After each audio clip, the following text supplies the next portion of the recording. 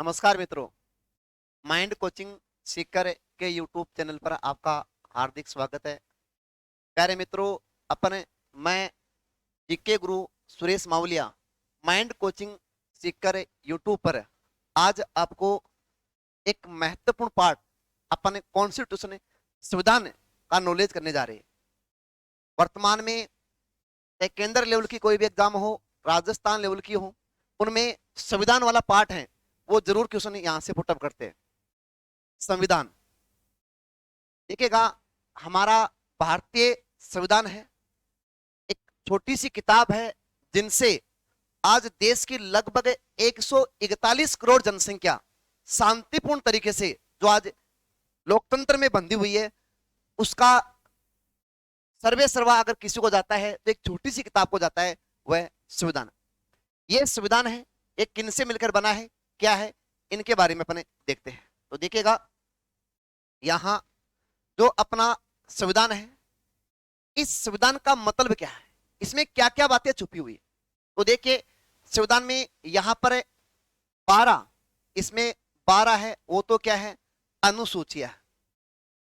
संविधान का मतलब है इसमें 12 अनुसूचियां हैं, प्लस इसमें 22 भाग है, प्लस इसमें 22 भाग है, एवं इसमें 395 क्या है भाई, मूल अनुच्छेद है।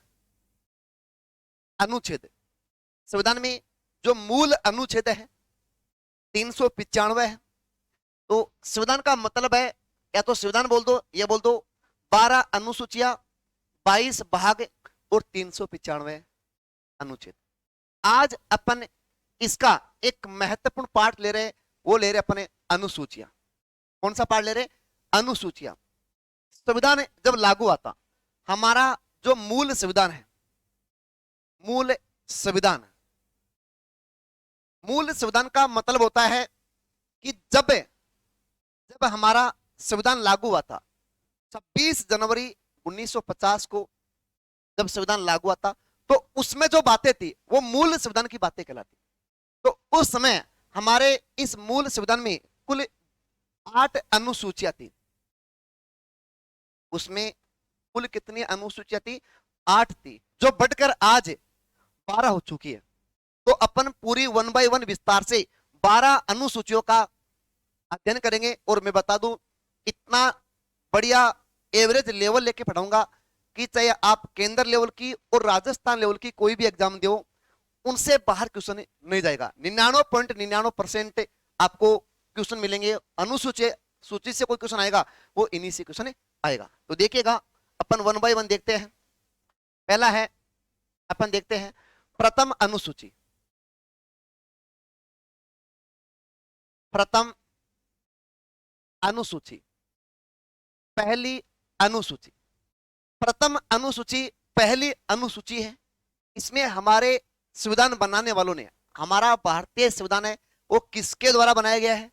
लोग बोलते, कई बच्चे बोलते भीमराव अंबेडकर। भीमराव अंबेडकर ने नहीं बनाया, ये भी एक पार्ट था उसका। हमारा भारतीय संविधान है वो संविधान सभा के लोगों ने बनाया।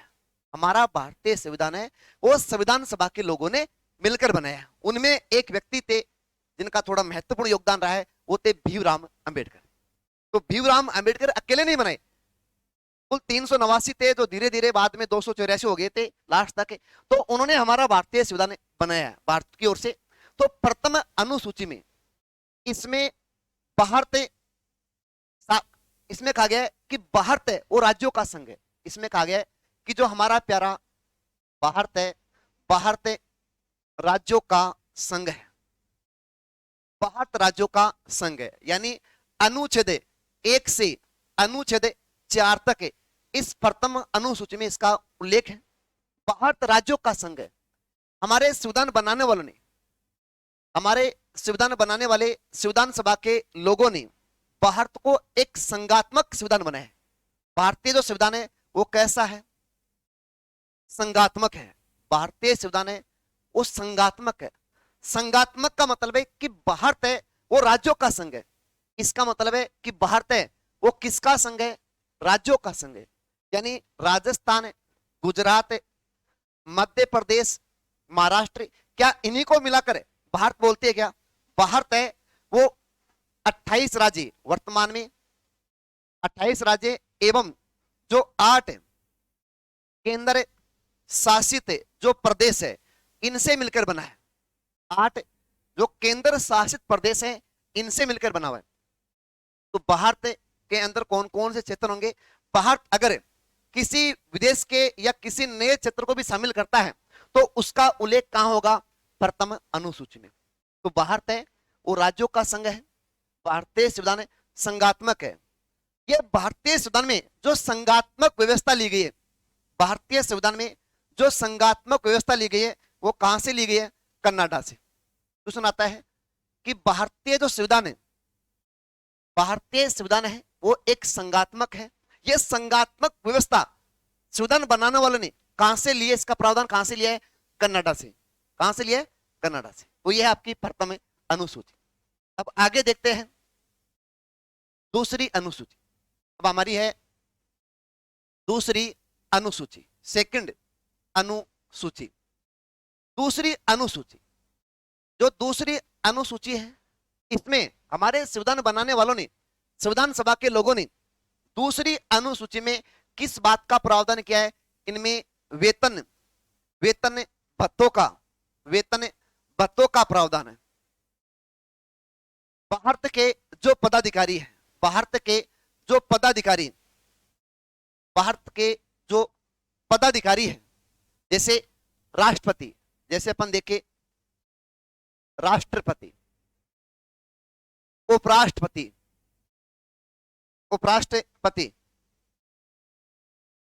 यहां देखिए उपराष्ट्रपति है। इसके अलावा देखिए यहां पर जैसे लोकसभा अध्यक्ष है, लोकसभा का उपाध्यक्ष है। इसके अलावा देखिए राज्यसभा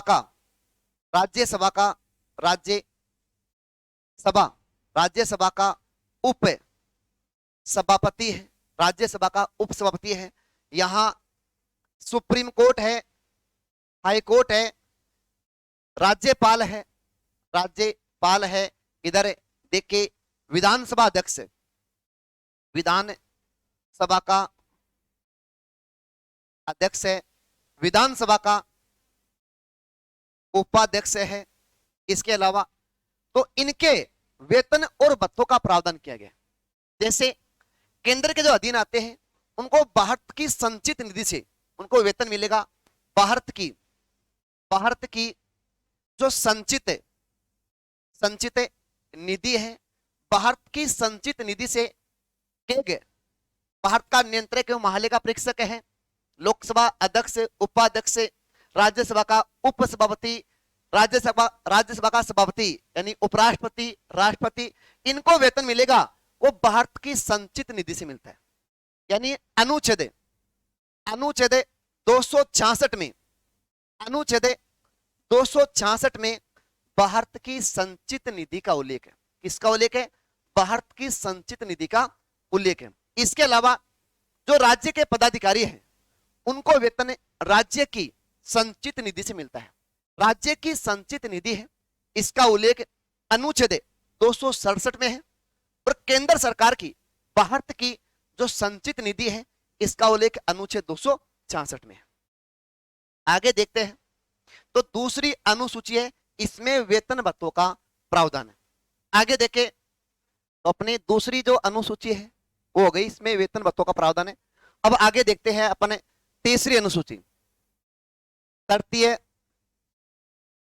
अनुसूची। तीसरी अनुसूची, जो तीसरी अनुसूची है इसमें संविधान बनाने वाले संविधान सभा के जो लोग हैं उन्होंने शपथ का प्रावधान किया है। शपथ का प्रावधान किया है कि भारत के जो पदाधिकारी हैं, भारत के जो बड़े बड़े पदाधिकारी हैं जैसे राष्ट्रपति, उपराष्ट्रपति, लोकसभा अध्यक्ष, लोकसभा उपाध्यक्ष है, सुप्रीम कोर्ट के न्यायाधीश है, हाई कोर्ट के न्यायाधीश है, इनके लिए शपथ का प्रावधान किया गया है। यानी जो तीसरी अनुसूची है इसमें शपथ का प्रावधान किया गया। परंतु थोड़ा ध्यान दो, नोट इसमें जो राष्ट्रपति है, राष्ट्रपति, इनके अलावा उपराष्ट्रपति, राष्ट्रपति, उपराष्ट्रपति एवं जो राज्यपाल है, इनकी शपथ का प्रावधान है वो इसमें नहीं है, वो संविधान के अलग अनुच्छेदों में है। जैसे राष्ट्रपति की शपथ का प्रावधान है वो अनुच्छेद 60 में है, 60 में है। अनुच्छेद 60 में, आर्टिकल अनुच्छेद 60 में राष्ट्रपति शपथ का प्रावधान है। इनके अलावा जो उपराष्ट्रपति है, इनकी शपथ का जो प्रावधान है वो अनुच्छेद 69 में है। अनुच्छेद 69 69 में उपराष्ट्रपति शपथ का प्रावधान है। इनके अलावा राज्यपाल शपथ का प्रावधान है, ये अनुच्छेद 159, अनुच्छेद 159 में, अनुच्छेद 159 में उपराष्ट्रपति राज्यपाल शपथ का प्रावधान है। इन तीनों का प्रावधान है वो तृतीय अनुसूची में नहीं है, बाकी इनके अलावा है। परंतु और ध्यान दो, कई बार क्वेश्चन आता है कि जो विधानसभा अध्यक्ष है, या एक बार देखे लोकसभा अध्यक्ष, लोकसभा का जो अध्यक्ष है, लोकसभा अध्यक्ष को शपथ कौन दिलाता है? कई बार क्वेश्चन आता है कि जैसे राष्ट्रपति को शपथ कौन दिलाएगा? सुप्रीम कोर्ट का मुख्य CJI, chief justice of India, supreme court का मुख्य न्यायाधीश दिलाएगा। उपराष्ट्रपति को शपथ राष्ट्रपति दिलाएगा। इसके अलावा केंद्र सरकार में जितने भी मंत्री है, चाहे प्रधानमंत्री हो या केंद्र सरकार के कोई भी मंत्री हो, उनको शपथ राष्ट्रपति दिलाएगा। इसी प्रकार जो लोकसभा अध्यक्ष है, उनको शपथ कौन दिलाएगा? बच्चे करते लोकसभा उपाध्यक्ष या राष्ट्रपति। तो मैं बता दूं आपको, लोकसभा अध्यक्ष और लोकसभा का जो उपाध्यक्ष है, लोकसभा अध्यक्ष और लोकसभा का जो उपाध्यक्ष है, इन दोनों के लिए शपथ का कोई प्रावधान ही नहीं है, प्रावधान नहीं है। यानी ये अध्यक्ष पद की शपथ नहीं लेते हैं। लोकसभा अध्यक्ष कभी भी लोकसभा अध्यक्ष पद की शपथ नहीं लेता है, नहीं लोकसभा का जो उपाध्यक्ष है वो लोकसभा उपाध्यक्ष पद की शपथ लेता है। यानी शपथ का कोई प्रावधान ही नहीं है, और यही क्वेश्चन एग्जामिनर डालता है। इसी प्रकार राज्य में देखे विधानसभा अध्यक्ष, विधानसभा का जो अध्यक्ष है, विधानसभा का जो अध्यक्ष है, विधानसभा अध्यक्ष है एवं विधानसभा का उपाध्यक्ष है, विधानसभा का उपाध्यक्ष है, ये भी, इनके लिए भी शपथ का प्रावधान नहीं है। विधानसभा अध्यक्ष स्पीकर साहब और विधानसभा उपाध्यक्ष डिप्टी स्पीकर है, ये कभी भी अपने अध्यक्ष और उपाध्यक्ष पद की शपथ नहीं लेते हैं। तो इस प्रकार तृतीय अनुसूची है, इसमें शपथ का प्रावधान है। अपन भी कई बार शपथ लेते हैं, मां की सौगन, बाण की सौगन, 1 रुपये को नहीं, दिलों को नहीं, खूब सारी झूठ बोला।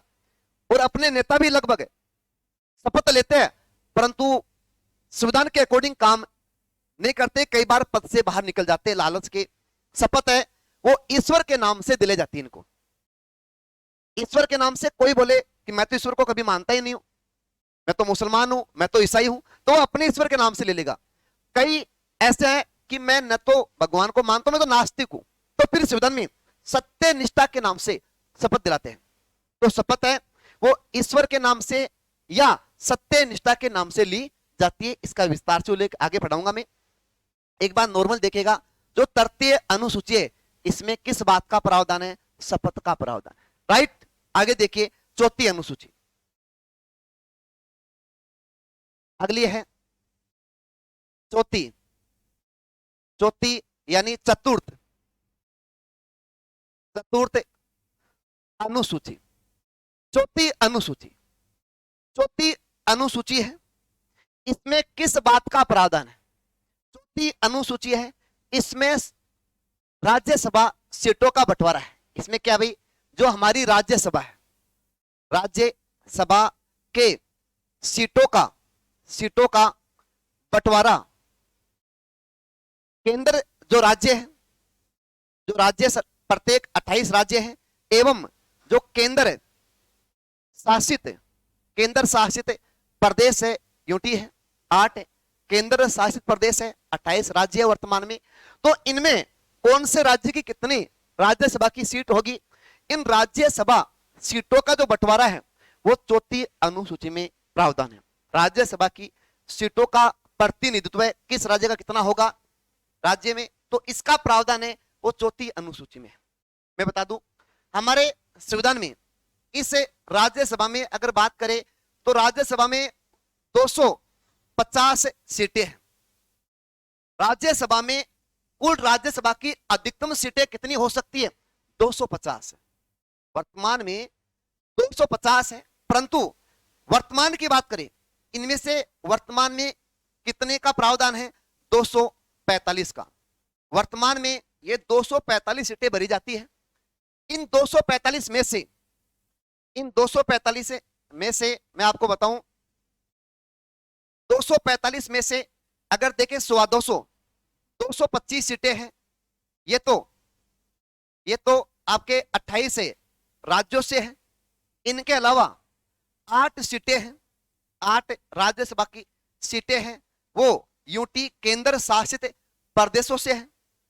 जैसे जम्मू कश्मीर से 4 है, दिल्ली से 3 है और जो पुदुचेरी 1 है। 4 3 7 1 8 है।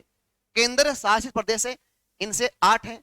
और 12 जो सीटें हैं ये सीटें तो है निर्वाचित। ये तो क्या है, निर्वाचित है, इनका चुनाव होता है। 12 सीटें हैं, 12 सीटें हैं वो क्या है, मनोनीत है। मनोनीत है यानी इनका कोई चुनाव नहीं होता है। 12 सीटें अनुच्छेद 80 के तहत, अनुच्छेद 80 के तहत देश का जो राष्ट्रपति है इसके पास ऐसा पावर है कि जो साहित्य, कला, विज्ञान, समाज सेवा से विशेष ख्याति प्राप्त जो लोग हैं इनको अनुच्छेद 80(2) के द्वारा यहां 12 सीटें हैं वो डायरेक्ट राज्यसभा में क्या करता है, मनोनीत करता है। इसका विस्तार से आगे चर्चा करेंगे। तो राज्यसभा सीटों का जो बंटवारा है ये कौन सी अनुसूची में, चौथी में। अब कौन से राज्य में कौन सी है थोड़ी बहुत बता दूं मैं आपको। तो मैक्सिमम सर्वाधिक राज्यसभा की जो सीट है वो उत्तर प्रदेश में। उत्तर प्रदेश में राज्यसभा की सबसे ज्यादा 31 सीट है। वर्तमान की बात करें, कई बार पूछ भी लेते हैं, उत्तर प्रदेश में सबसे ज्यादा राज्यसभा की 31 सीट है। इसके बाद में देखिए तो यहां पर जो महाराष्ट्र है, इस महाराष्ट्र में राज्यसभा की जो सीटें हैं ये 19 है। तमिलनाडु में राज्यसभा की सीटें हैं वो 18 है। अगर बात करें पश्चिमी बंगाल और जो बिहार है, पश्चिमी बंगाल और बिहार में राज्यसभा की जो सीटें हैं वो 16 है। कितनी है, पश्चिमी बंगाल में राज्यसभा की 16 सीटें हैं, बिहार में राज्यसभा की 16 सीटें हैं। इनके अलावा देखिए राजस्थान है और राजस्थान के अलावा ओडिशा है। इनमें राज्यसभा की जो सीटें हैं वो 10 है। राजस्थान में राज्यसभा की 10 है, ओडिशा में 10 है। जो गुजरात है इसके अलावा मध्य प्रदेश है। गुजरात एवं मध्य प्रदेश में राज्यसभा की सीटें हैं वो 11 है। गुजरात में राज्यसभा की सीटें 11 है, मध्य प्रदेश में 11 है। इनके अलावा जो पंजाब है प्लस जो असम है, पंजाब और असम है, इनमें राज्यसभा की जो सीटें है वो 7 है। पंजाब में 7 है और असम में कितने, 7 है। अगर देखें उत्तराखंड है, इनके अलावा देखिए हिमाचल प्रदेश है। उत्तराखंड और हिमाचल प्रदेश में जो राज्यसभा की सीटें हैं वो 3 है। यानी उत्तराखंड में 3 है और हिमाचल प्रदेश है इसमें कितनी है, 3 है। तो कई बार पूछ लेते हैं, ये राज्यसभा की सीटें पता होनी चाहिए। इनके अलावा देखिए केरल है, केरल में राज्यसभा की सीटें वो 9 है। केरल में राज्यसभा की सीटें 9 है। अभी एक एग्जाम में आता कि ऐसे कौन कौन से राज्य हैं या केंद्र शासित प्रदेश है जिसमें एक भी सीटें नहीं है। तो मैं बता दूं आपको, यहां 4 ऐसे हैं। एक तो है आपका अंडमान एवं निकोबार है, यहां राज्यसभा की कोई भी सीट नहीं है। दूसरा जो राज्य है यूटी है, ये भी एक है लक्षद्वीप। कौन सा है, लक्षद्वीप, लक्षद्वीप में भी राज्यसभा की सीटें 0 है।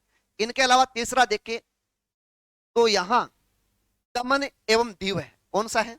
दमन एवं दीव। एक बार कोई टेक्निकल प्रॉब्लम आ गई, अपन देखते हैं।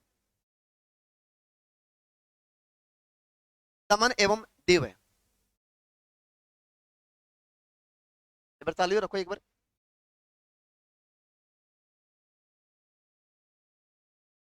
तीसरी है वो है दमन एवं दीव, दमन एवं दीव। दादर है, दादर नागर हवेली। याद रखो, आजकल दमन और दीव, दादर और नागर हवेली को मोदी सरकार ने इनको मिलाकर एक ही यूनिटी बना दिया है।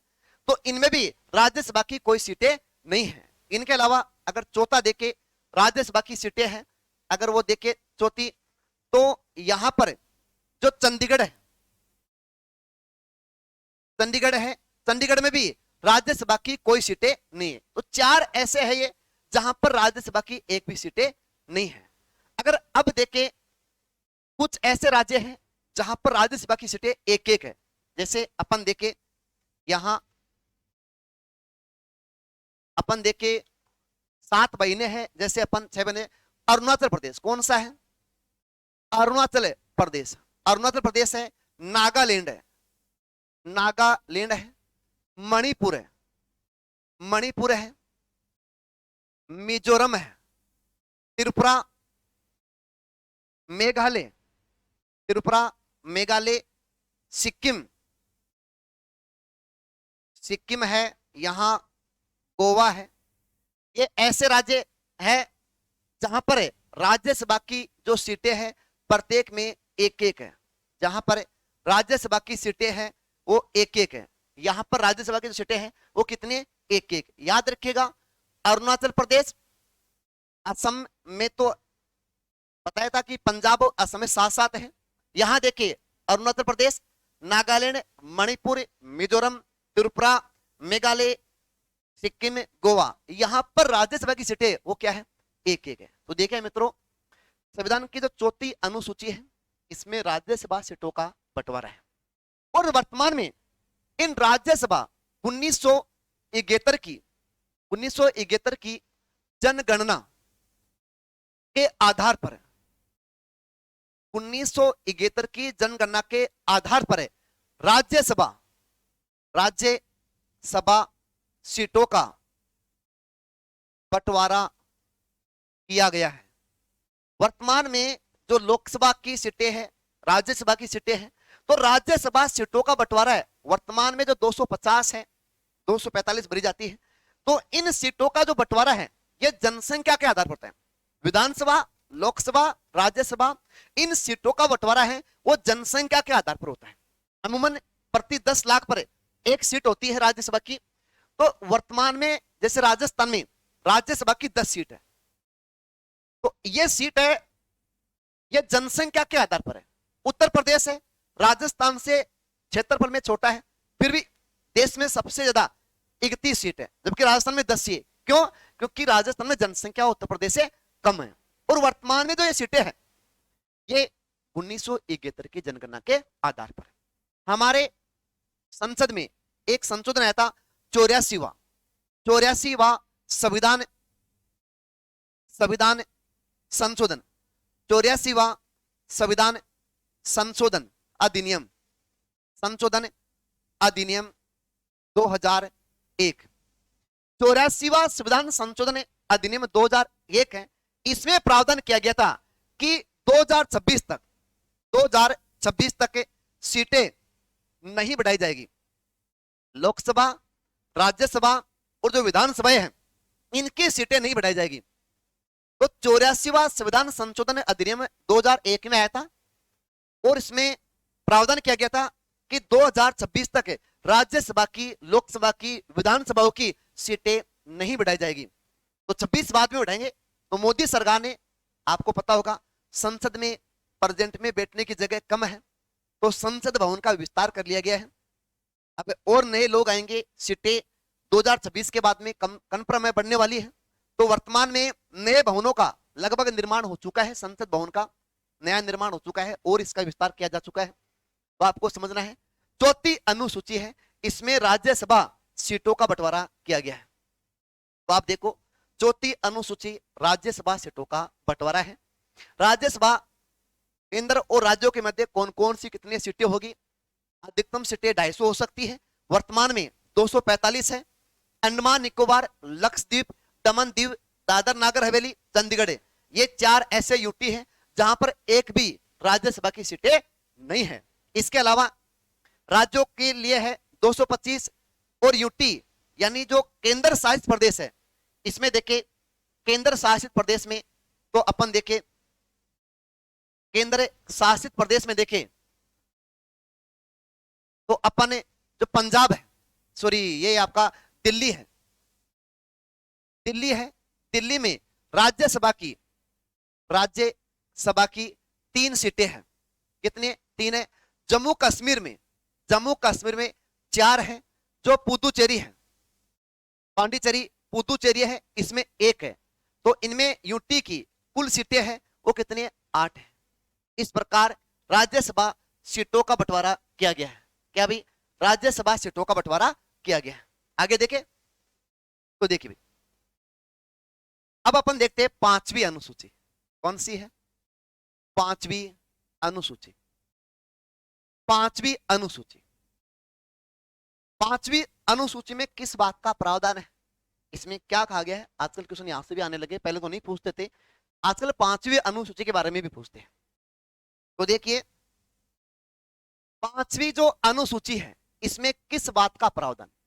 5वीं अनुसूची, इसमें भारत के जो अनुसूचित क्षेत्र है, भारत के जो अनुसूचित क्षेत्र है एवं जो अनुसूचित जनजाति है, अनुसूचित जनजाति, इस अनुसूचित जनजाति अनुसूचित क्षेत्र है, इनके लिए इनके प्रशासन का क्या किया गया भी? विशेष प्रावधान किया गया। यानी भारत के जो अनुसूचित क्षेत्र है, अनुसूचित जनजाति है, भारत की एसटी जनसंख्या है, इनके प्रशासन के लिए, इनका विशेष उत्थान के लिए भारत सरकार ने, संविधान बनाने वालों ने 5वीं अनुसूची अलग से डाली है और इस बात का प्रावधान किया गया है। आगे देखते हैं 6वीं अनुसूची। 6वीं अनुसूची 6वीं अनुसूची है, इसमें भारत के 4 राज्य हैं, इनके प्रशासन का, इनके उत्थान का विशेष प्रावधान किया गया।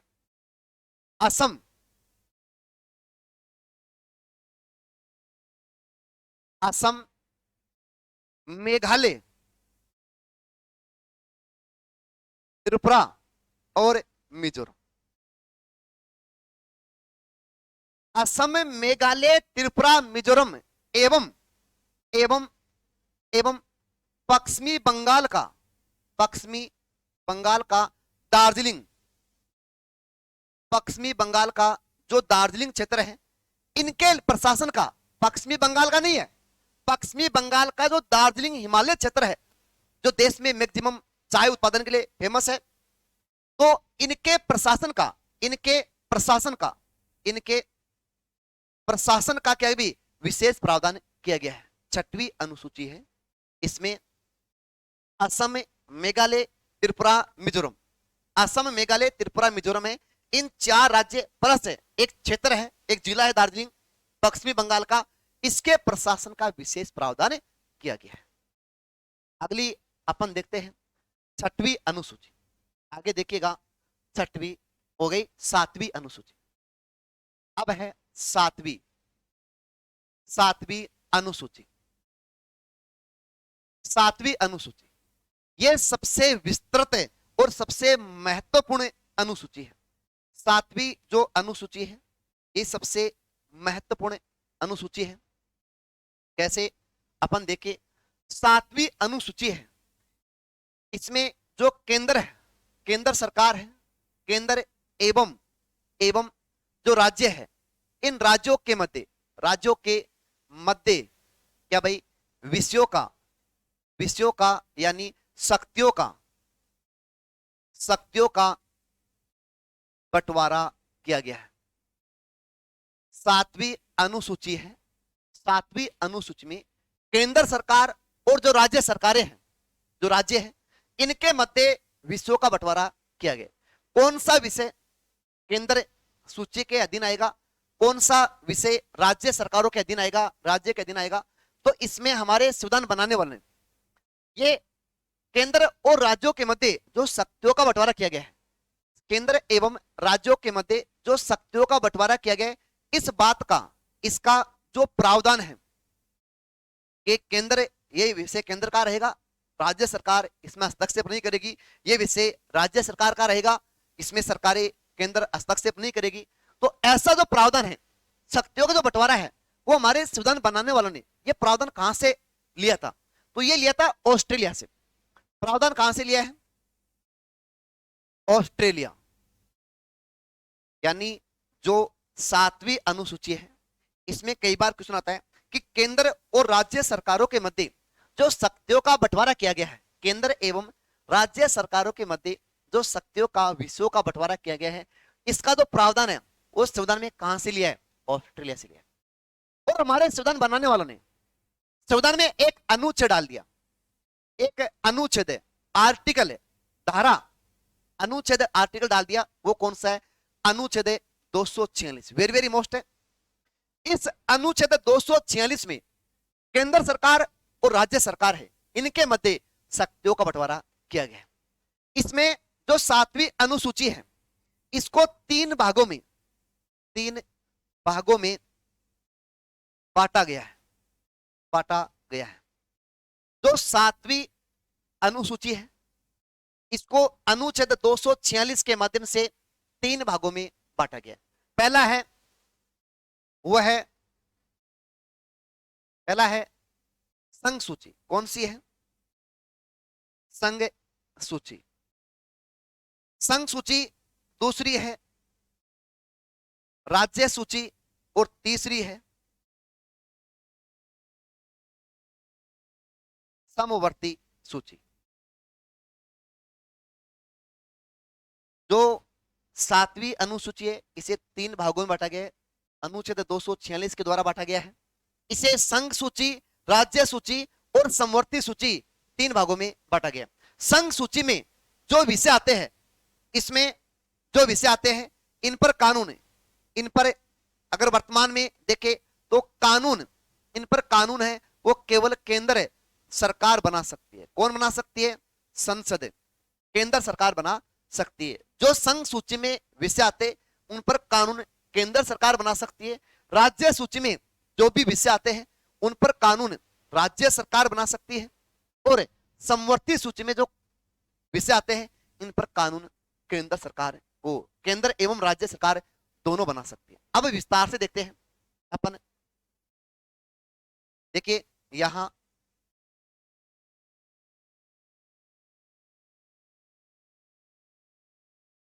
देखिए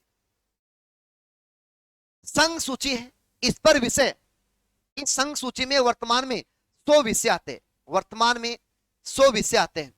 जब हमारा संविधान लागू आता तो उसमें 97 थे, परंतु वर्तमान में बढ़ाकर इसको 100 कर दिया गया है। जब संविधान लागू आता, मूल संविधान है, उसमें पहले जो विषय थे वो 97 थे, 97 विषय थे। वर्तमान की बात करें तो वर्तमान में कितने हो चुके हैं, 100 विषय हैं। जैसे यहां देखे नेशनल हाईवे, एनएच, जितने भी राष्ट्रीय राजमार्ग है, एनएच है, एनएच का रखरखाव, इनको बनाने की जिम्मेदारी है, वो सारी केंद्र सरकार की है। अगर देखे विदेशी मामले, जितने भी विदेशी मामले हैं, इन पर जो कानून है वो केंद्र सरकार बना सकती है। जैसे भारत का विदेश मंत्री है वो एस जयशंकर है। राजस्थान का विदेश मंत्री कौन है, नहीं बता सकते, क्योंकि कोई है ही नहीं, क्योंकि जो विदेशी मामले है वो राज्य सरकार के अधीन ही, वो केंद्र सरकार का विषय है। तो राज्य सरकारों में कभी भी विदेश मंत्री नहीं होता है, वो केंद्र सरकार में होता है। तो विदेशी मामले हैं। इनके अलावा अगर देखे यहां रेल, जो रेल विभाग है, रेल विषय है, वो केंद्र का विषय है। भारत का रेल मंत्री अश्विन वैष्णव साहब है। राजस्थान का रेल मंत्री कौन है, कोई नहीं है, क्योंकि राजस्थान में ट्रेन तो आती है, रेल तो आती है, परंतु जो रेल विभाग है ये संघ सूची का विषय है, ये राज्य सूची का विषय नहीं है।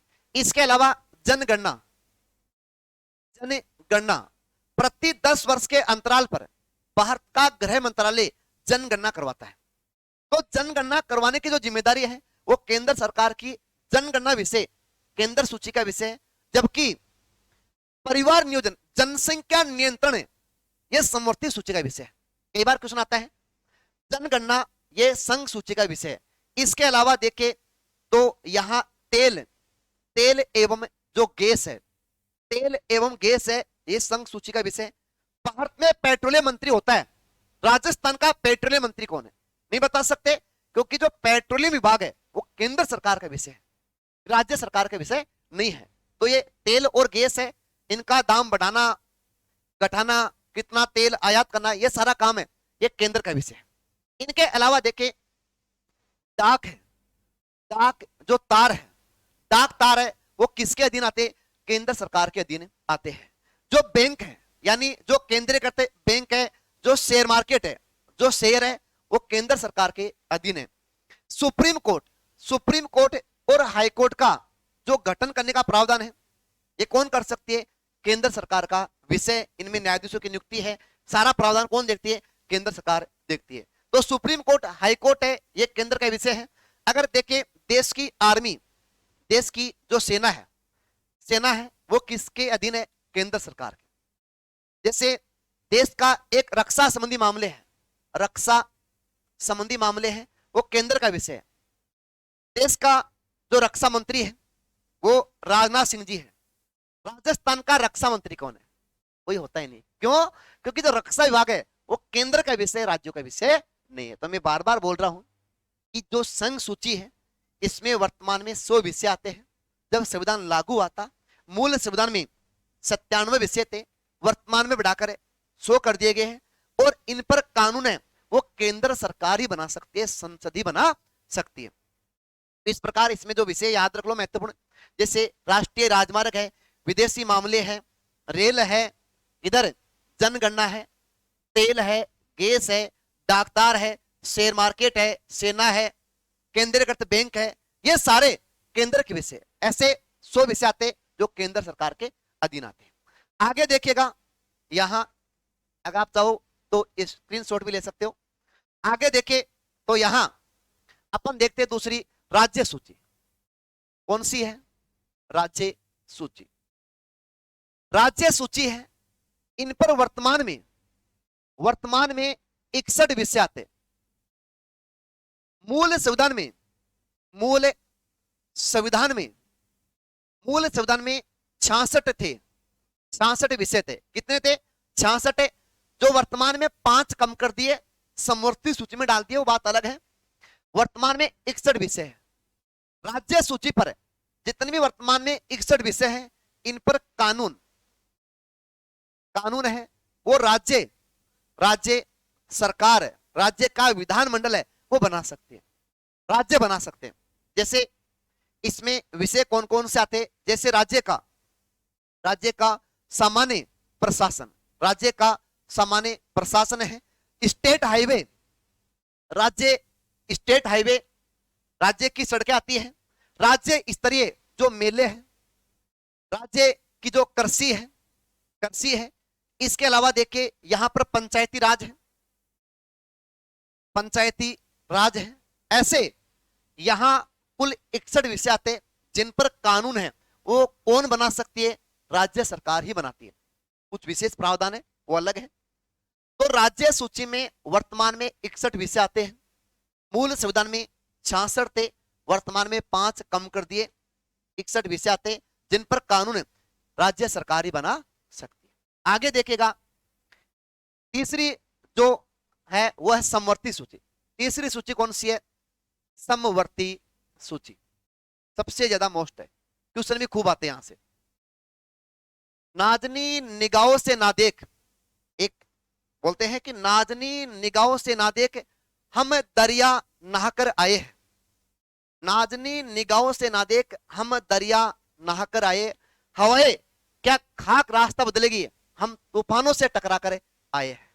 तो तो देखिएगा यहां समवर्ती सूची, हमारे संविधान बनाने वालों ने, हमारे संविधान बनाने वालों ने जो समवर्ती सूची ली है खुद की उपज नहीं है, यह समवर्ती सूची ऑस्ट्रेलिया से ली है। कहां से लिया इसका प्रावधान है, इसका जो प्रावधान है, प्रावधान कहां से लिया है, ऑस्ट्रेलिया से।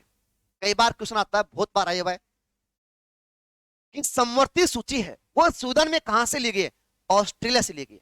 कहां से ली गई है, ऑस्ट्रेलिया से। और समवर्ती सूची में वर्तमान में इसमें 52 कितने विषय आते हैं, 52 विषय आते हैं।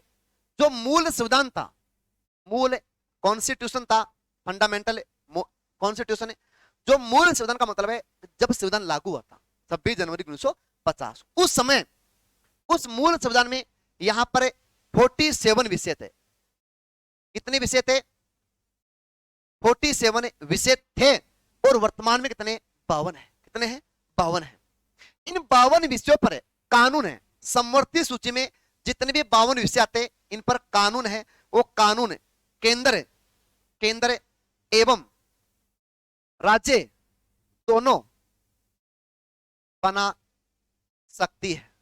यानी केंद्र सरकार भी और राज्य सरकार भी, संसद भी और राज्यों का विधानमंडल है, वो दोनों इन 52 विषयों पर कानून बना सकते हैं। संविधान बनाने वाले ने बोला है कि जो समवर्ती सूची है ये इन पर जो भी विषय आते हैं इन पर कानून केंद्र सरकार भी बना सकती है और राज्य सरकार। परंतु अगर विवाद हो जाए, जैसे मान लो अभी राजस्थान में कांग्रेस की सरकार है, केंद्र में बीजेपी की है, हो सकता है विवाद वर्चस्व को लेकर कि इस पर मैं बनाऊंगा। अगर विवाद हो जाए तो विवाद होने पर साफ साफ संविधान बनाने वालों ने इसका प्रावधान किया है, समस्या का समाधान किया है कि अगर विवाद हो जाता है तो विवाद होने पर केंद्र सरकार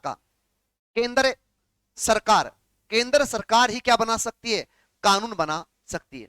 विवाद होने पर कानून केवल केंद्र ही बनाएगी, अगर सामान्य चल रही है तो दोनों बना सकती है, अगर विवाद हो जाता है तो केंद्र सरकार ही बना सकती है। राइट, इस प्रकार 7वीं अनुसूची है, इसमें विषयों का, शक्तियों का बंटवारा किया गया है।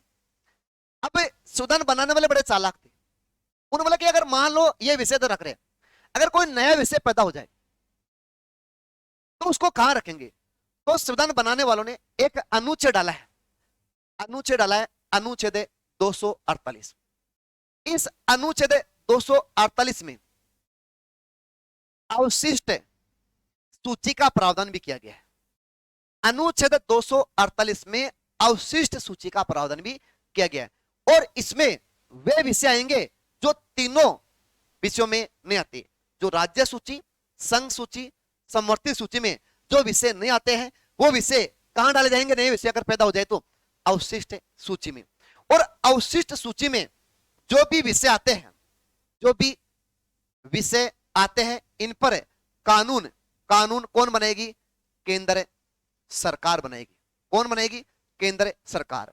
यानी अवशिष्ट सूची में जो भी विषय आते हैं उन पर कानून बनाने का जो अधिकार शक्ति है वो किसको दी गई, केंद्र सरकार को। इस प्रकार 7वीं अनुसूची में विस्तार से केंद्र और राज्यों के मध्य शक्तियों का बंटवारा किया गया है। अब आगे देखते हैं कि संविधान में जो संघ सूची है इन पर कानून केंद्र सरकार, जो समवर्ती सूची है इन पर कानून केंद्र सरकार बनाएगी। परंतु जो राज्य सूची है इन पर कानून कौन बनाती है, राज्य सरकार। अब इसमें क्या है कि संविधान बनाने वालों ने अंतिम शक्ति किसको दी है, तो देखिएगा यानी संविधान में कुछ ऐसे अनुच्छेद में जो प्रावधान है कि जिनकी सहायता से, कुछ ऐसे अनुच्छेद है जिनकी सहायता से राज्य जो सूची है, इस राज्य सूची पर केंद्र कानून बना सकता है।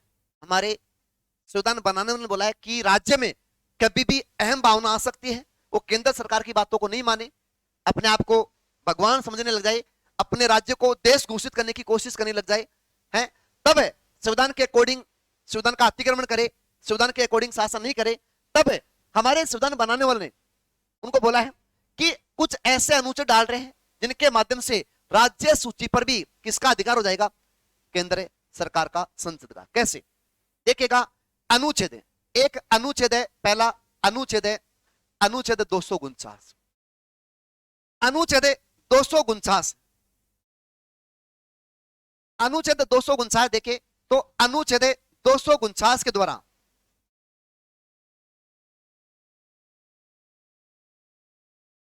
अनुच्छेद 249 के द्वारा जो राज्यसभा है, देश की जो राज्यसभा है, ये राज्यसभा राज्य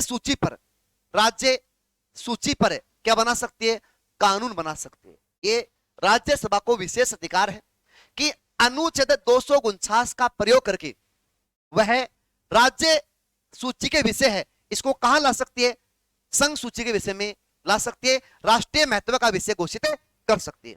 तो ये राज्यसभा है, ये अनुच्छेद 249 के द्वारा राज्य सूची पर क्या बना सकती है, कानून बना सकती है। एक है दूसरा अनुच्छेद 250, आपातकाल के समय आपातकाल की घोषणा करके, आपातकाल की घोषणा होने पर जो राज्य आपातकाल की घोषणा होने पर जो देश की संसद है, केंद्र सरकार है, देश की संसद है, वह राज्य सूची पर कानून बना सकती है। ध्यान देना, क्वेश्चन यहीं से आ रहा है आजकल। तीसरा है अनुच्छेद है 253, अनुच्छेद 253, इसमें साफ साफ बोला गया कि जो विदेशी मामले हैं, विदेशी जो समझौते हैं, विदेशी समझौतों की पालना के लिए जो संसद है, भारत सरकार है, वह राज्य सूची पर कानून बना सकती है। ये क्वेश्चन आया था सेकंड ग्रेड में। अनुच्छेद 253 के द्वारा जो विदेशी केंद्र सरकार विदेशों में जो भी समझौते करती है और वो यहां कर देखती है कि विषय तो राज्य सूची में आ रहा है, तो ये अधिकार है कि पहले विदेशों में इज्जत होनी चाहिए। तो इस कारण अनुच्छेद 253 के द्वारा संसद है विदेशी समझौतों की पालना के लिए क्या कर सकती है, राज्य सूची के विषय पर कानून बना सकती है। अगला है चौथा, वो है अनुच्छेद 356।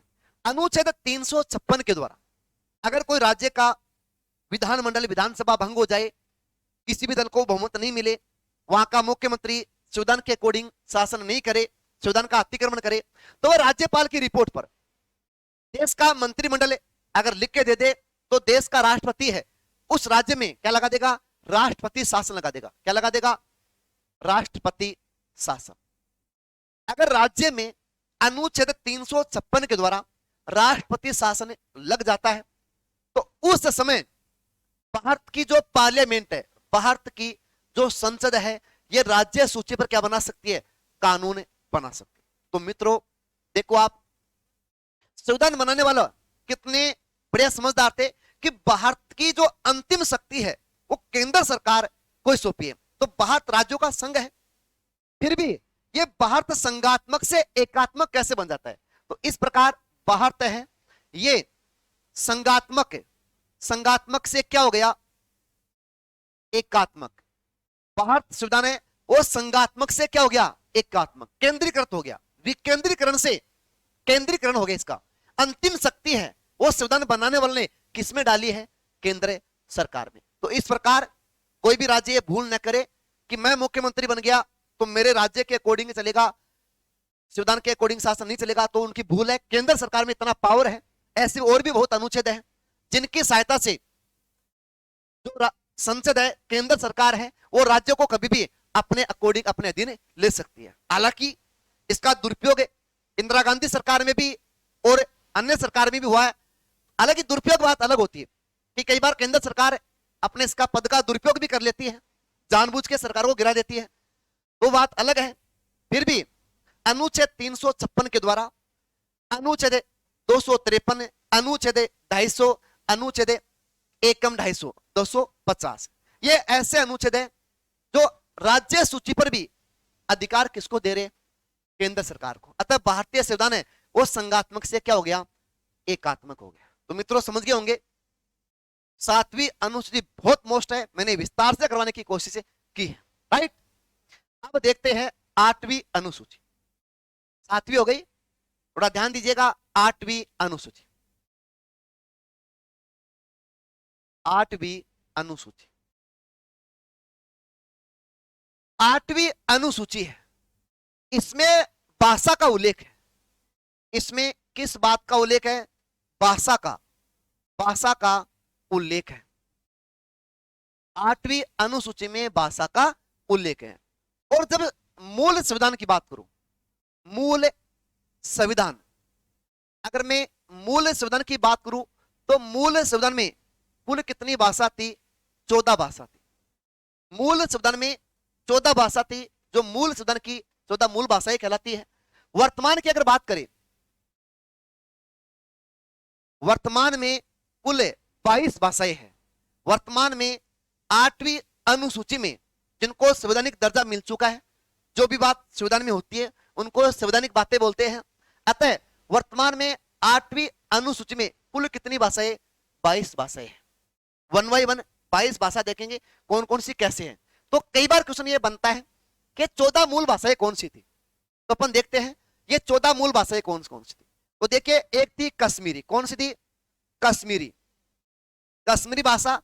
दूसरी है उर्दू भाषा, दूसरी है उर्दू, कश्मीरी, उर्दू। तीसरी है असमिया, असमिया, बांग्ला, असमिया है, बांग्ला है, उड़िया है, उड़िया जो उड़ीसा में देते हैं, उड़िया है। इसके अलावा पंजाबी है, पंजाबी है। इसके अलावा हिंदी, हिंदी है, हिंदी 8वीं है, हिंदी है। इसके अलावा देखिए संस्कृत है, सभी भाषाओं की जननी, हिंदी की जननी संस्कृत है। इनके अलावा तमिल, तमिल, तेलुगु, कन्नड़, तमिल, तेलुगु, कन्नड़ है। इसके अलावा देखिए यहां बांग्ला, बांग्ला है, तमिल, तेलुगु, बांग्ला है। 13वीं यहां मलयालम, मलयालम, मलयालम जो भाषा है वो केरल में बोलते हैं। तमिल, तेलुगु, कन्नड़ है। तो यहां देखिए 14 भाषाएं है। एक और है, 14 मूल भाषाएं कौन कौन सी? तो कश्मीरी है, उर्दू, असमिया जो असम में बोलते हैं, असमिया, बांग्ला, उड़िया, पंजाबी, हिंदी। संस्कृत कौन सी है? संस्कृत लैंग्वेज है। तमिल, तेलुगु, कन्नड़, बांग्ला, मलयालम, एक भाषा और है। तो ये 14 मूल भाषाएं हैं जो मूल संविधान में थी। अगर इसके बाद में देखिए जो 15वीं भाषा है, 15वीं जो भाषा है, अब मैं आपको बता दूं कि संविधान में कोई भी बात जोड़े या कोई भी बात घटाए, इनके लिए संविधान संशोधन करना पड़ता है। चाहे घटाए चाहे जोड़े, इनके लिए संविधान में क्या करना पड़ता है? भी संशोधन करना पड़ता है। तो देखिए 21वां संविधान, संविधान संशोधन, 21वां संविधान संशोधन अधिनियम 1967 के द्वारा जो 15वीं भाषा है, 15वीं जो भाषा है वो कौन सी है? सिंधी भाषा जुड़ेगी। कौन सी है? सिंधी। यानी 15वीं भाषा है वो सिंधी भाषा जुड़ेगी। इसके बाद में यहां आगे देखें तो 71वां संविधान संशोधन अधिनियम ये आता 1992 में। 71वां संविधान संशोधन 1992 के द्वारा यहां 16वीं, 17वीं और 18वीं 3 भाषाएं जोड़ेगी। कौन कौन सी? मणिपुरी। कौन कौन सी? मणिपुरी, नेपाली, कोंकणी। मणिपुरी, नेपाली, कोंकणी यानी 3 भाषाएं जोड़ेगी, एक साथ जोड़ेगी थी। मणिपुरी, नेपाली जो सिक्किम क्षेत्र में है, कोंकणी, ये 3 लैंग्वेज है ये कब जोड़ी गई थी? 1992 में 71वां संविधान संशोधन के द्वारा, 71वां संविधान संशोधन के द्वारा जोड़ी गई थी। इनके अलावा देखिएगा यहां जो अगर देखिए 92वां संविधान संशोधन जो अधिनियम है 92, 92वां संविधान संशोधन अधिनियम 2003 के द्वारा यहां 4 भाषाएं जोड़ी गई, के द्वारा 4 भाषाएं जोड़ी गई। मैथिली कौन कौन सी है? मैथिली, मैथिली, संताली, संताली, डोगरी एवं बोडो।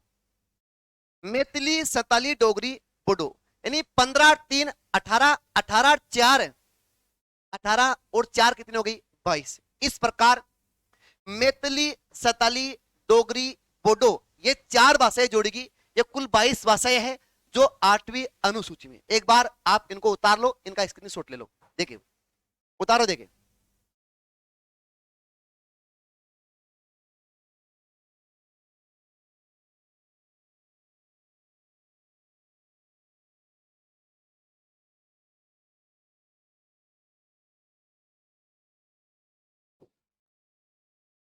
जो 14वीं जो भाषा है वो कौन सी है? मराठी है। राज्यों के नाम से ये मराठी। 14वीं मूल भाषा थी वो कौन सी भी? मराठी। मराठी लिख दी क्या? नहीं लिखी है ना, तो मराठी भाषा है। तो यहां से क्वेश्चन एक कन्फर्म आता है। आजकल क्वेश्चन ये आ रहा है कि निम्न में से कौन सी भाषा संवैधानिक भाषा नहीं है, 8वीं अनुसूची में शामिल नहीं है? तो अपन तभी कर सकते हैं जब अपन को 22 भाषाएं ध्यान में है। कई बार क्वेश्चन घुमा लेते हैं कि संविधान की कौन सी मूल भाषाएं थी, मूल संविधान में थी, तो 14 है। इसके बाद में 15वीं जो भाषा सिंधी है वो कौन से संशोधन से जोड़ेगी? 21वां संविधान संशोधन से। इसके बाद में 3 भाषाएं मणिपुरी, नेपाली, कोंकणी जो भाषा है वो कौन से संशोधन से जोड़ेगी? 71वां संविधान संशोधन से। फिर 4 भाषाएं 92वां कॉन्स्टिट्यूशन चेंज जो 2003 में हुआ था, इसके द्वारा एक साथ जो 4 भाषाएं मैथिली, संताली, डोगरी, बोडो ये जोड़ेगी। ध्यान दीजिएगा जो राजस्थानी लैंग्वेज हमारी राजस्थानी भाषा है, ये राजस्थानी भाषा को अभी तक 8वीं अनुसूची में शामिल नहीं किया गया। क्वेश्चन ये आता है कि क्या राजस्थानी भाषा हमारी संवैधानिक भाषा है? नहीं है भाई, क्योंकि अभी तक इसका संविधान में उल्लेख नहीं हुआ है, 8वीं अनुसूची में इसका उल्लेख नहीं हुआ है। तो 8वीं अनुसूची है, इसमें भाषा का उल्लेख है। मूल संविधान में 14 भाषाएं थी। 14 कौन कौन सी है? देखो राज्यों के नाम से लगभग तो कश्मीरी, उर्दू, असमिया, बांग्ला, उड़िया, पंजाबी, हिंदी, संस्कृत, तमिल, तेलुगु, कन्नड़, बांग्ला, मलयालम जो केरल की भाषा है, एक है मराठी। इसके बाद में 15वीं कौन सी है? 21वें संशोधन से जोड़ेगी सिंधी भाषा। 16वीं, 17वीं, 18वीं 71वें संशोधन से जोड़ी गई मणिपुरी, नेपाली, कोंकणी। 92वां संविधान संशोधन से, बार बार बोल रहा हूं कैसे भी याद हो जाए, मैथिली, संताली, डोगरी, बोडो। Thank you. अब देखते हैं अगली 9वीं अनुसूची। अगली देखते हैं, एक बार स्क्रीनशॉट ले लीजिएगा। 9वीं देखते हैं। बड़ा मजा आ रहा है, थोड़ा ध्यान से पढ़ो, इससे बाहर क्वेश्चन जाएगा ही नहीं। अभी देखो मैंने कितना विस्तार से कोई टॉपिक छोड़ा ही नहीं, यानी अभी मैंने इसको कभी छोड़ा ही नहीं। अब क्वेश्चन पूछने वाला कहां से पूछेगा? अपन अगर थोड़ी सी पहले क्या था कि यही पूछते थे कि 8वीं अनुसूची में किस बात का उल्लेख है, भाषा का। अब 20-20 लाख 22-22 लाख फॉर्म भरे जाते हैं राजस्थान में, इंडिया लेवल की आप पूछो मतलब करोड़ों में फॉर्म जाते, तो उस भीड़ को छांटने के लिए एग्जामिनर क्वेश्चन कहां से लाएगा? वो क्या करेगा? इन्हीं से थोड़ा लेवल लाएगा। अब क्या करेगा? वो पूछेगा कि संविधान में कौन सी भाषा नहीं है, या पूछ लेगा कौन सी मूल भाषा है, 15वीं कब जोड़ेगी, 16वीं किस संशोधन से जोड़ेगी। तो इससे क्वेश्चन कोई बाहर जाएगा नहीं। मैंने इसमें सारी बातें बताई है, समझी बात को? तो अध्ययन करो, पूरा पढ़ो, टाइम लग जाएगा, कोई दिक्कत नहीं। ऐसा नहीं 8वीं अनुसूची भाषा का उल्लेख है, वर्तमान में 22 भाषा है, कुछ नहीं उठने वाला इनसे। वर्तमान में अगर आपको पूर्णतया तैयारी करनी है, जल्दी नौकरी लगनी है, तो अपना आधार बड़ा तैयार करो शानदार तरीके से। समझिए बात को? यूट्यूब का मतलब ये नहीं होता है कि अपन आपको सरल सरल बातें बता दे। देखिएगा मैं आपको बता दूं, लगभग इस यूट्यूब कितने भी आप खोल लेना, कई चैनल बने हुए, उनमें विस्तार से पूरी बातें कोई बताएगा नहीं। मैंने 7वीं अनुसूची विस्तार से बताई है, 8वीं अनुसूची बाल की कहां निकाली है, सब मोटे मोटे बताते हैं, और क्वेश्चन बच्चे का होता नहीं है। इस भर्ती में रह जाता है, उस भर्ती में रह जाता है, उस कोचिंग में जाओ, उस कोचिंग में जाओ, जाने की जरूरत नहीं है। मैं आपको पूरा संविधान, मैं 3 सब्जेक्टों से एमए पास हूं, बीएड हूं, पॉलिटिकल, ज्योग्राफी और साइकोलॉजी। ज्योग्राफी इनसे और पॉलिटिकल से मेरा नेट हुआ है, विस्तार से अपन सब्जेक्ट के विशेषज्ञ हैं, विस्तार से जानते हैं। 10 साल हो गए मेरे को यहां सीकर में अध्यापन, माइंड कोचिंग में लगातार अध्यापन करवाते हैं, और भी कोचिंग में करवाता हूं। सबसे ज्यादा जो मैं दिल से भाई के पास रहता हूं वो है धर्मेंद्र जी चौधरी माइंड कोचिंग। तो विस्तार से पढ़ाते, और आपको पता नहीं, शायद ऐसा कोई जिला नहीं है जहां से मेरा बच्चा पढ़ा हुआ लगा नहीं है। तो थोड़ा ध्यान दो, थोड़ा विस्तार से पढ़ाएंगे, थोड़ा धैर्य रखो। ऐसे यूट्यूब पर भटकने से कुछ नहीं होगा। आप जब भी पढ़ो पूरा पढ़ो। आप कई तो क्या करते हैं कि सर आप इतना विस्तार से मत पढ़ाओ, व्यू नहीं आएगा, व्यू से क्या मतलब है? बच्चों का अपन भविष्य थोड़ी खराब करेंगे, अपन पढ़ाएंगे पूरा, जैसे ऑफलाइन में पढ़ाएंगे ना, उससे भी ज्यादा मैटर बताऊंगा मैं आपको। थोड़ा ध्यान से रहो, पूरा वीडियो देखो। अभी पूरी 12 अनुसूचियां बताऊंगा शानदार तरीके से, देखिएगा। नवी अनुसूची, नवी अनुसूची, अगर देखते हैं अपने आगे, 9वीं अनुसूची है। ये आपको पता होना चाहिए, जब संविधान लागू आता तो उस समय तो थी नहीं। मूल संविधान में 8 ही अनुसूचियां थी। आपको मैं बताऊं, मूल संविधान में, मूल संविधान में 8 ही क्या थी? अनुसूचियां थी। हमारा जो मूल संविधान है, मूल संविधान का मतलब है 26 जनवरी 1950 के समय जब संविधान लागू आता, उस समय 8 ही अनुसूचियां थी। ये तो बाद में जोड़ी गई है, 9वीं, 10वीं, 11वीं, 12वीं। और ये संविधान बनाने वालों ने ये साफ साफ बोला है कि किताब जो बना रहे अपन, ये कोई मजाक नहीं है कि जो आए कोई बैठा दो और कोई भी जोड़ दो। इसमें अगर एक भी शब्द हटाओगे या जोड़ोगे तो संविधान में क्या करना पड़ेगा? संशोधन करना पड़ेगा। तो हमारे संविधान संशोधन, संविधान जो संशोधन का प्रावधान है,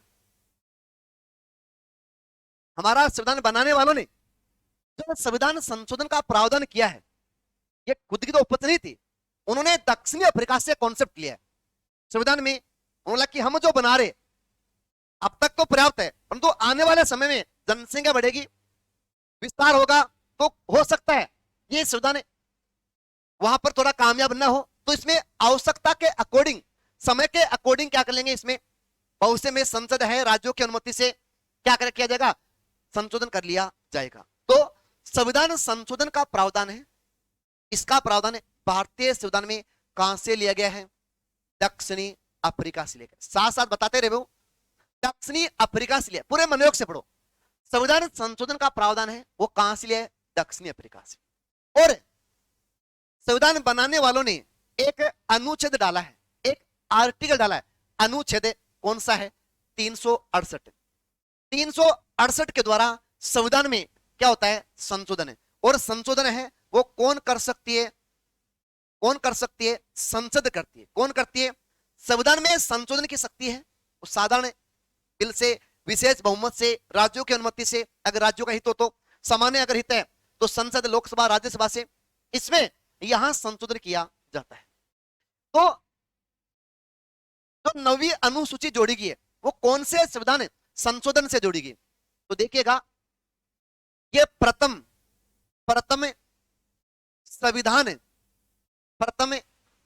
संविधान संशोधन अधिनियम, प्रथम संविधान संशोधन अधिनियम 1951। पहला संविधान संशोधन अधिनियम 1951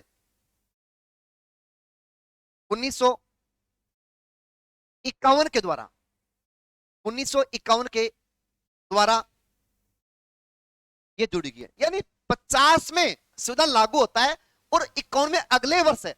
संविधान बनाने वाले ऐसी कौन सी बात भूल गए थे कि तुरंत हमें संविधान में संशोधन करना पड़ा, कुछ बातें जोड़नी पड़ी और एक महत्वपूर्ण अनुसूची जोड़ेगी। तो 9वीं अनुसूची है, प्रथम पहला पहला संविधान संशोधन 1951 के द्वारा जोड़ेगी। पहला संविधान संशोधन 1951 के द्वारा क्या जोड़ेगी भी? पहली अनुसूची जोड़ेगी। इसमें किस बात का प्रावधान है?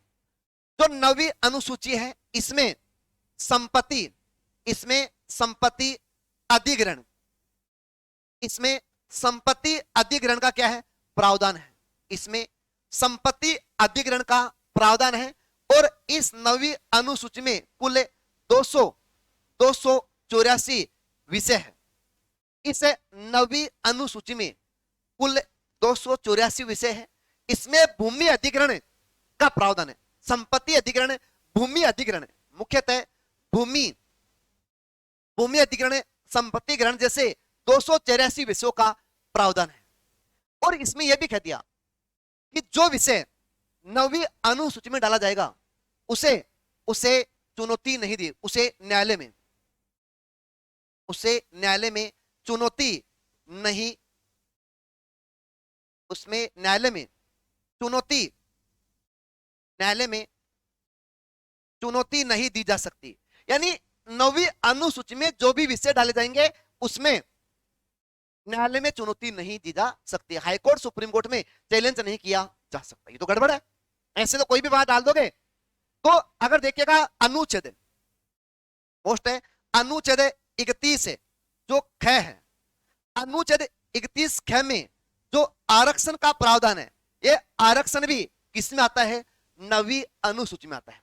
तभी तो जो ईडब्ल्यू अपने एमबीसी है वाले हैं वो बार बार मांग करते हैं कि हमें जो भी आरक्षण दिया जाए वो 9वीं अनुसूची में डाला जाए। ये अनुच्छेद 31 ख में आरक्षण का प्रावधान है। 9वीं अनुसूची में भूमि अधिग्रहण का प्रावधान है। 284 विषय है। परंतु सुप्रीम कोर्ट का एक शानदार एक फैसला आया था 11 जनवरी 2007 में, यानी सर्वोच्च न्यायालय ने 11 जनवरी 2007 में एक महत्वपूर्ण फैसला सुनाया। यानी सरकारें मनमानी करने लग गई, हर विषय 9वीं अनुसूची में डाली जाने लगी। तब सुप्रीम कोर्ट ने बोला, सुप्रीम कोर्ट का एक फैसला आया 2007 में कि भाई कि 24 अप्रैल 1973 को 24 अप्रैल 1973 को जो केशवानंद भारती बनाम जो केरल राज्य का जो फैसला आया था उस पर ये आज तक का देश की सबसे बड़ी संविधान पीठ है, बैठी थी इस पर। तो यहां उसने बोला कि 24 अप्रैल 1973 को केशवानंद भारती बनाम केरल राज्य पर सुप्रीम कोर्ट ने फैसला सुनाया था। बोला कि इस तारीख से पहले 24 अप्रैल 1973 से पहले जो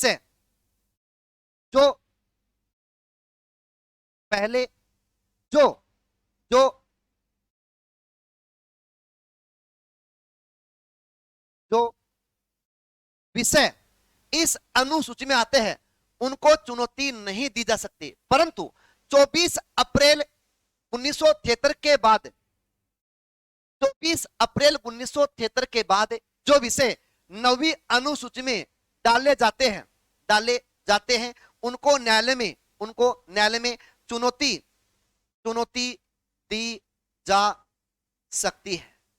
यानी अगर फंडामेंटल राइट्स, मूल अधिकारों से आदि से अगर बातें होगी तो अगर संविधान अगर संकट में लगे तो अगर संविधान के अकॉर्डिंग कोई बात नहीं हो, जो सकारात्मक संविधान के अकॉर्डिंग बात नहीं हो, अगर वो बात 9वीं अनुसूची में डाल दी जाती है तो 24 अप्रैल 1973 के बाद में जो भी विषय 9वीं अनुसूची में डाले गए उनको लेकर न्यायालय में चुनौती दी जा सकती है।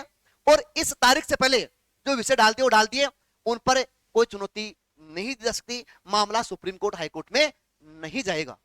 इस प्रकार 9वीं अनुसूची है, ये पहला प्रथम संविधान संशोधन 1951 के द्वारा जोड़ी गई है। इसमें संपत्ति भूमि अधिग्रहण का प्रावधान है। कुल 284 विषय हैं। न्यायालय में चुनौती नहीं दी जा सकती थी पहले। अनुच्छेद 31 ख इसी में अनुसूची में है, जिसमें आरक्षण का प्रावधान है। इसके बाद में देखें, सुप्रीम कोर्ट ने 11 जनवरी 2007 को एक महत्वपूर्ण फैसला सुनाया कि हमने 24 अप्रैल 1973 को जो केशवानंद भारती बनाम केरल राज्य पर फैसला सुनाया था, इस तारीख से पहले अगर कोई विषय अनुसूची में है 9वीं में, तो उनको लेकर न्यायालय में चुनौती नहीं दे सकते।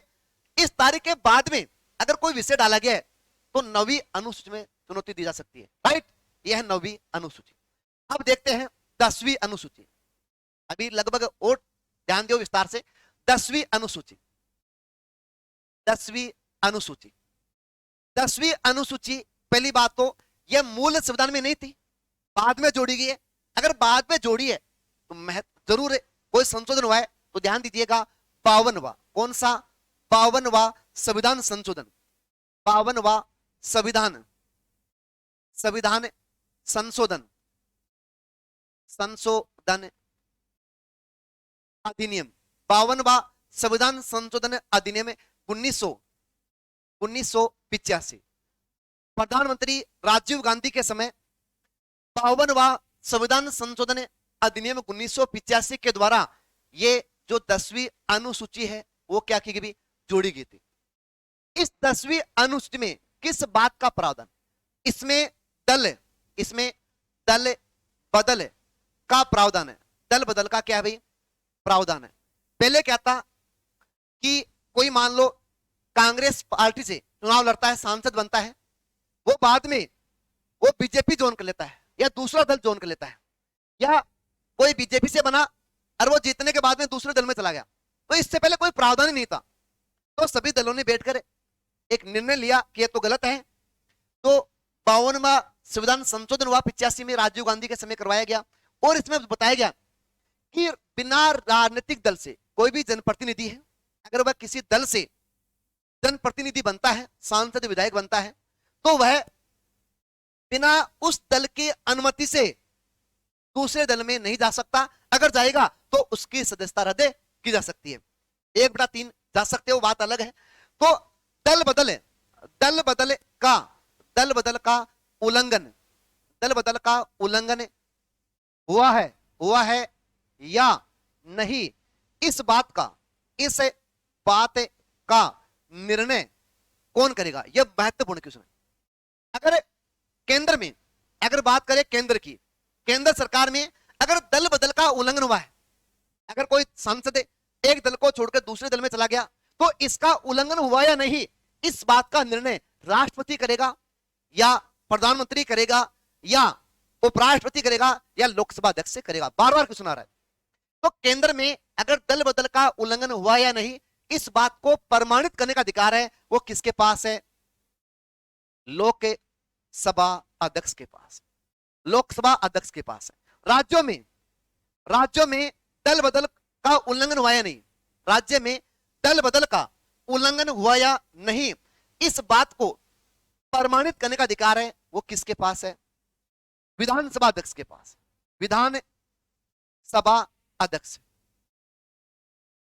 अध्यक्ष यानी राज्य में दल बदल का उल्लंघन हुआ या नहीं, इस बात का निर्णय करने का जो अधिकार है वो विधानसभा अध्यक्ष के पास होता है। हमारी बात समझ में? जैसे आजकल क्या हो रहा है, जैसे अभी राजस्थान का उदाहरण दूं मैं आपको कि यहाँ राजस्थान में कुछ दिन पहले बता रहे कि 91, कोई बोलते 80, 81 जो विधायक है, उन्होंने विधानसभा अध्यक्ष से, राजस्थान विधानसभा अध्यक्ष सीपी जोशी को क्या दे दिया? अपना इस्तीफा दे दिया।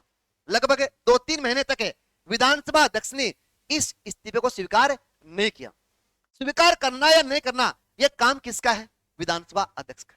परंतु वर्तमान में क्या आ रहा है, अगर किसी राज्य की सरकार को गिराना है तो क्या करते हैं कि रातों रात विधानसभा अध्यक्ष को सेट करते हैं।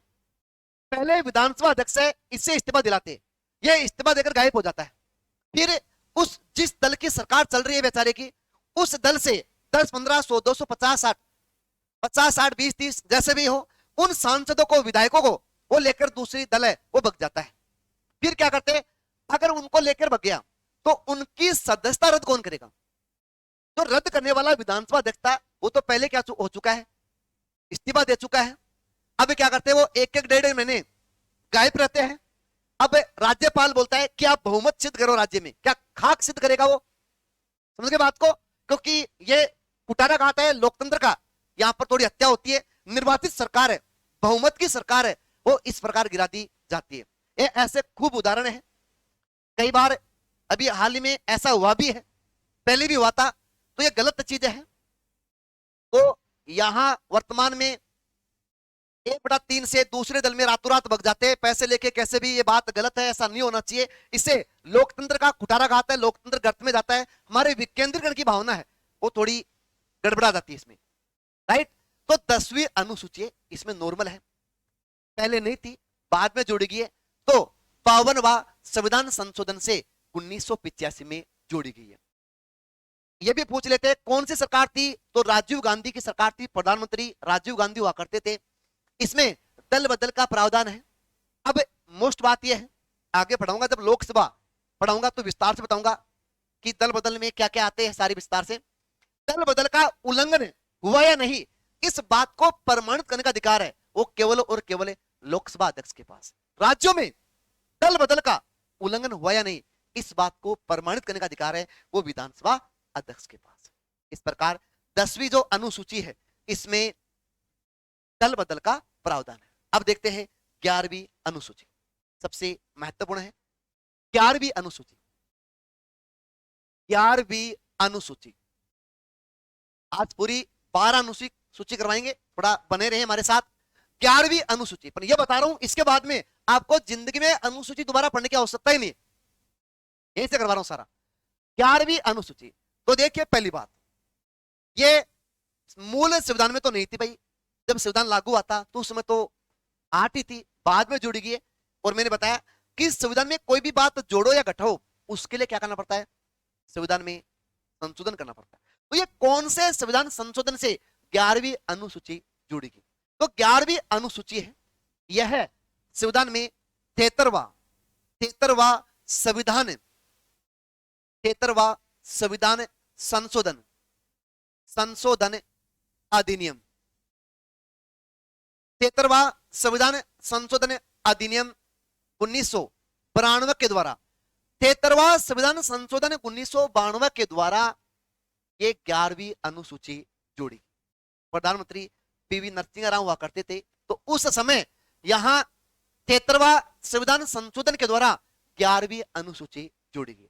इस 11वीं अनुसूची में किस बात का प्रावधान, इसमें जो पंचायती राज है, इसमें जो पंचायती राज है, पंचायती राज है, इस पंचायती राज का प्रावधान किया गया, पंचायती राज का प्रावधान किया गया। इस पंचायती राज को क्या दिया गया, संवैधानिक दर्जा दिया है। यानी पंचायती राज है, राजस्थान का जो पंचायती राज है वो त्रिस्तरीय, ग्राम पंचायत सबसे निचले स्तर पर, मध्य स्तर पर पंचायत समिति, शीर्ष पर जिला परिषद होती है।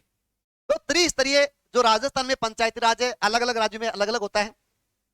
तो इस पंचायती राज का जो उल्लेख है वो 11वीं अनुसूची में है। इसे 11वीं अनुसूची के द्वारा पंचायती राज को संविधान में जोड़कर इसे संवैधानिक दर्जा दिया गया है। और संविधान में एक अनुच्छेद है, अनुच्छेद 243, अनुच्छेद 243 से कैसे अण तक, अनुच्छेद 243 से कैसे अण तक, यानी ए से ओ तक किसका उल्लेख है, पंचायती राज का। कई बार, बहुत बार सुना है कि पंचायती राज का उल्लेख कहां से कहां तक है। अनुच्छेद 243 प्लस अनुच्छेद 243 से कैसे लेकर अण तक, अनुच्छेद 243 से कैसे लेकर अण तक, या बोल दो ए से लेकर ओ तक, यहां पंचायती राज का विस्तार से उल्लेख किया गया है। इस पंचायती राज को संविधान में कुल 18 विषय, कुल है वो 29 विषय सौंपे गए। कुल जो विषय है वो कितने सौंपे गए भाई? कुल 29 विषय सौंपे गए, 29 विषय सौंपे गए। यानी जो पंचायती राज है, संविधान के द्वारा पंचायती राज है, वो कुल कितने विषयों पर कानून बना सकता है? 29 विषय पर कानून बना सकता है। तो पंचायती राज को संविधान के द्वारा 29 विषय सौंपा गया। ये 73वां संशोधन है। ये देश में कब लागू हुआ? कब लागू हुआ बताओ?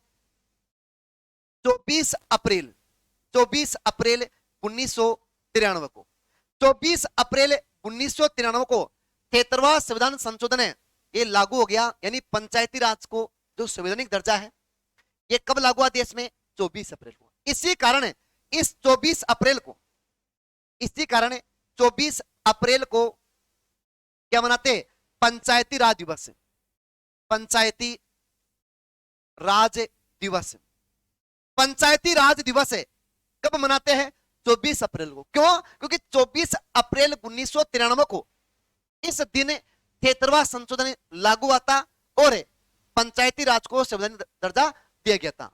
तो यहां 11वीं जो अनुसूची है, इसमें पंचायती राज का उल्लेख है। 73वें संशोधन से 1992 में जोड़ी गई थी। इसमें पंचायती राज को का उल्लेख है, वो संविधान के अनुच्छेद 243 से कैसे लेकर अण तक या ए से लेकर ओ तक है। पंचायती राज को संविधान के द्वारा कुल 29 विषय सौंपे गए हैं। पंचायती राज 29 विषयों पर कानून बना सकता है। ये 73वां संशोधन है, वो देश में 24 अप्रैल 1993 को लागू हुआ था। अतः 24 अप्रैल को पंचायती राज दिवस मनाते हैं। राजस्थान में अगर बात करें, राजस्थान में ये संशोधन है वो कब लागू हुआ? 73वां संविधान संशोधन है वो कब लागू हुआ? 1 साल बाद में, परंतु इस तारीख से एक दिन पहले, यानी 23 अप्रैल को। अभी क्वेश्चन ग्राम सेवक में भी आया था यही। 23 अप्रैल 1994 को, 23 अप्रैल 1994 को राजस्थान में यह 73वां संशोधन लागू हुआ। हालांकि पंचायती राज है, ये तो 2 अक्टूबर 1959 को यहां देश में राजस्थान में जो नागौर है, इस नागौर का बगदरी गांव है, यहां से क्या हो गया था भाई? लागू हो गया था। देश के प्रधानमंत्री पंडित जवाहरलाल नेहरू ने दिल्ली से राजस्थान के नागौर में आए और नागौर के बगदरी गांव से देश में पंचायती राज की शुरुआत की। वो 2 अक्टूबर 1959 को की। एक शानदार व्यवस्था थी। अब 1959 से लेकर 1993 तक इसको कोई भी सरकार कभी भी हटा सकती थी। टाइम पर कोई चुनाव नहीं हो रहे थे। एक बार सरपंच बन गया तो कोई टाइम पर चुनाव नहीं था। कोई पंचायतों को कोई ज्यादा वित्त नहीं दे रहे थे, यहां कोई काम नहीं दे रहे थे, तो एक मर्द प्रायसी हो गई थी, तब यहां राजीव गांधी ने भी खूब प्रयास किए, लास्ट में सफल रहे। देश का प्रधानमंत्री पीवी नरसिंह राव, इन्होंने इस शानदार व्यवस्था है, इस पंचायती राज को देश में लागू करवाया। इसका उल्लेख है वो संविधान में करवाया। अब किसी की भी हिम्मत नहीं है कि आए और एक आदेश से इसको हटा दे। ये संविधान में इसकी बातों का उल्लेख है। पंचायती राज है, इसका मुख्य उद्देश्य विकेंद्रीकरण है। सत्ता है वो एक व्यक्ति के हाथों में न होकर अब अनेक व्यक्तियों के हाथों में है। भारत विश्व का एकमात्र ऐसा देश है जहां पर 3 प्रकार की सरकार है: केंद्र की सरकार, राज्य की सरकार और गांव की सरकार। पंचायती राज और पंचायती आज भारत है 141 करोड़ की जनसंख्या है, शांतिपूर्ण तरीके से चल रही है। उसका मेन कारण है विकेंद्रीकरण, क्योंकि भारत की एक शक्ति है वो एक व्यक्ति के हाथ में न होकर अनेक व्यक्तियों के हाथों में। आज हमारा देश का प्रधानमंत्री विदेशों में घूमता है या भारत में रहता है, हमें यहाँ कोई प्रभाव नहीं पड़ता। शांतिपूर्ण तरीके से देश का क्या चल रहा है? शासन चलता है। कई बार मुख्यमंत्री इस्तीफा भी दे देता है या कई कारण से सरकारें भंग हो जाती है, फिर भी यहाँ सिस्टम इतना शानदार बनाया हुआ है कि गांव में शासन है, सरपंच साहब करे, पंचायत समिति में शासन है, वो प्रधान साहब करे, जिले में शासन है, वो जिला प्रमुख साहब करे। यानी एक व्यक्ति के हाथ में शासन है ही नहीं। हम डायरेक्ट है, हमारा मोदी से लिंक हो ही नहीं सकता, है ही नहीं। तो इसलिए ये मेन जो जड़ है, पहले के शासन में राजा महाराजाओं के टाइम पर है, जैसे राजा पूरी जिंदगी युद्ध लड़कर पूरे क्षेत्र को जीतता और उसका राजा बनता, और जैसे वो मर जाता वो राज्य वापिस छोटे छोटे राज्यों में बढ़ जाता था। आज ऐसी व्यवस्था है नहीं। संविधान बनाने वाले ने एक शानदार व्यवस्था बनाई है, और इसको और भी ज्यादा मजबूत किया ना, वो 11वीं अनुसूची ने पंचायती राज ने किया, लोगों का विश्वास बनाया। आप मानोगे नहीं, एक बार अगर कोई सरपंच बन जाता है वो हमेशा इस संविधान का गुणगान गाता है, क्योंकि मैं अगर सरपंच बनाऊं, अगर एक चाय वाला कोई प्रधानमंत्री बना है, एक दलित महिला, एक आदिवासी महिला अगर कोई राष्ट्रपति बनता है, तो वो सारे कमाल किसके भैया? आज इसी लोकतंत्र के कमाल है, विकेंद्रीकरण के कमाल है। पहले तो राजा का बेटा राजा ही बनता था, वंशानुगत था। अगर एक बार मूसल बन गया, मूसल भी है तो मूसल के भी ध्वजा बांधनी पड़ती है। तो आज वो व्यवस्था नहीं है। आज लोकतंत्र में हम खुद चुनते हैं, अयोग्य है तो उनको हटा देते हैं। फिर भी हमारे थोड़ी सी कमी है, अगर कोई जनप्रतिनिधि अपन बना देते हैं सांसद विधायक को, तो 5 साल पहले से नहीं हटा सकते। हालांकि पंचायती राज में तो व्यवस्था है, राइट टू रिकॉल भी है नगरीय प्रशासन में, यहां भी 2-2.5 साल से इनको हटाने का प्रावधान है। यह प्रावधान है अगर सांसद को और विधायक को हटाने में भी लागू कर दे राइट टू रिकॉल, तो मजा आ जाए। लोकतंत्र की जड़ है वो एक योग्य व्यक्तियों के हाथ में आ जाएगी फिर, राइट। तो ये 11वीं अनुसूची है। एक छोटा सा एक टॉपिक और है, 12वीं अनुसूची। देखिएगा 12वीं अनुसूची लास्ट है, 12वीं अनुसूची। 12वीं अनुसूची मैं बोला कि पहले तो मूल संविधान में थी नहीं, बाद में जोड़ी गई, तो संशोधन तो हुआ है जरूरी। तो कौन से संशोधन से जोड़ा गया है? तो देखिएगा 12वीं जो अनुसूची है ये 73 से कौन सा आता है? 74 है। 74वां संविधान है, 74वां संविधान संशोधन, 74वां संविधान संशोधन है। ये भी कब होता? 1992 में होता। यानी 74वां 71 72 73 74 चारों 1992 में होते। तो 74वां संविधान संशोधन 1992 के द्वारा 12वीं अनुसूची जोड़ी गई। पहली बात, क्योंकि मूल संविधान में थी नहीं तो जोड़ी गई, बाद में संशोधन हुआ है। अगली बात, इसमें किस बात का प्रावधान? इसमें किसका प्रावधान? किस बात का प्रावधान है? इसमें किस बात का प्रावधान है? तो देखिएगा इसमें नगरीय प्रशासन का प्रावधान है। 11वीं अनुसूची में गांवों के शासन के बारे में था, और संविधान बनाने वाले हैं अब बाद में। इस 12वीं अनुसूची है, इसमें नगरीय प्रशासन है, शहरों के प्रशासन के बारे में कहा गया। शहरों में ये राजस्थान में त्रिस्तरीय है, नगर पालिका, नगर परिषद और नगर निगम। तो इस नगरीय प्रशासन का उल्लेख है वो 12वीं अनुसूची में। और नगरीय प्रशासन का उल्लेख है वो संविधान के कौन से अनुच्छेद में? अनुच्छेद 243 है।